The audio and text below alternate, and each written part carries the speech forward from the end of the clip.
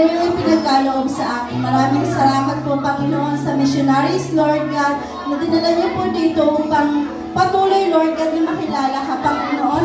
Maraming salamat po sa patuloy na paggamit, Lord God, sa Gohong Church, Panginoon, para sa aming Mana Day. Salamat, Panginoon, sa lahat ng aming natatanggap sa Jesus Love Church at sa lahat ng pagpapala, Panginoon. Gayon din, Panginoon, i-bless niyo po, Panginoon, yung pagkain na aming pagsasaluhan. Gayon din, Lord God, yung nag-provide at nag-prepare, Panginoon, ng pagkain ito. Muli, Panginoon, pinupuri at pinapasalamatan ka namin sa matamis sa pangalan ni Jesus.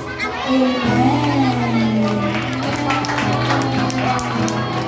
Mga bata, bago tayo tuluyang magtapos at kumain para sa ating Mana Day, taas natin ang ating mga kamay at ating ig-umpisal ng kay Jesus lamang ang kaligtasan ng 3 beses. 1, 2, 3, go!